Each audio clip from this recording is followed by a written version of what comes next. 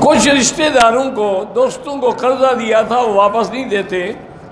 وہ میرا ایک دوست تھا، وہ تھا میمن کاروباری لوگ ہوتے ہیں نا، تو وہ ایک دن مجھے کہنے لگا مکی صاحب، جو کسی کو قرضہ دے وہ بے وقوف ہے، اور جو قرضہ دے کے واپس کرے وہ احمق ہے۔ لیکن قرضے کا معنی یہی ہوتا ہے لو اور کھا جاؤ۔ اللہ کے بندے احتیاط۔ بہرحال علماء نے لکھا ہے کہ اذا زلزلت الارض زلزالها واخرجت الارض اثقالها، یہاں تک روزانہ صبح و شام 11 دفعات نماز کے پڑھ دعا کریں اللہ میرا قرضہ وصول کرا دے، انشاءاللہ ہو جائے گا۔ میں نے عرض کیا کہ بریلوی نہیں، جو اہل بدعت ہو، اہل بدعت کے پیچھے نماز نہیں ہوتی۔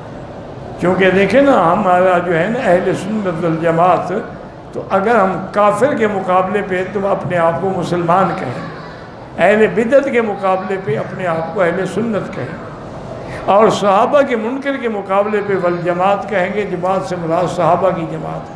نماز کے طریقے میں اختلاف کیوں ہے؟ اختلاف ہے ہی نہیں ہے، تمہارے دماغ میں اختلاف ہے۔ نماز میں تو کبھی کسی نے کہا ہے کہ مغرب کی 3 رکعتوں کے بجائے 4 ہیں، کبھی کسی نے کہا ہے کہ عشاء کی 4 رکعتوں کی بجائے 6 رکعت ہے۔ اختلاف وغیرہ رفع یدین میں، آمین بالجہر میں، وہ تو مستحبات ہیں، وہ تو کوئی اختلاف نہیں۔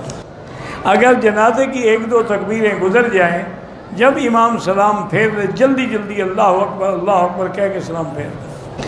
حرم میں جنازہ ہوتا ہے، ہمیں پتہ نہیں لگتا کہ نابالغ ہے مرد ہے، اور وہی دعا سب کے لیے ہے، اللہم اغفر لحینا و میتنا و شاہدنا و غائبنا و صغیرنا و کبیرنا و ذکرنا و انثینا، بس وہی پڑھتے رہو۔ ایک طرف سلام پھیریں تو جائز ہے، لیکن افضل ہے کہ جنازے میں بھی 2 طرف سلام ہو۔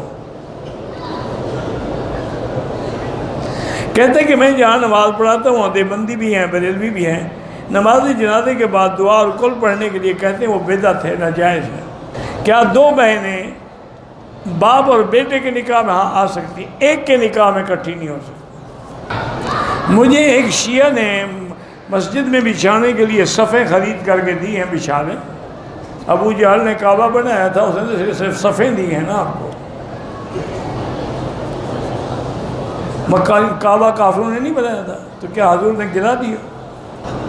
میرے والد کی 2 بیویاں ہیں، پہلی بیوی کے بچوں کو کچھ نہیں دے رہا، ساری جائیداد دوسری بیوی کے بچوں کو دے رہا ہے، انشاءاللہ قیامت میں دے گا جب یہ ساری جائیداد اس کے گلے میں ڈالی جائے گی۔ میاں اپنی بیوی سے قرآن اٹھائے اپنے ماں باپ کے گھر نہیں جائے گی، تو اس میں قصوروار کون ہے؟ میاں قصوروار ہے، کیوں اپنے ماں باپ کے پاس نہ جائے؟ وہ تمہیں کہے کہ تم اپنے ماں باپ کو نہ ملو، یہ کیا بات ہے؟ ہمارے گھر میں جنات کا اثر ہے، سارے گھر والے سورۃ البقرہ تلاوت کرو۔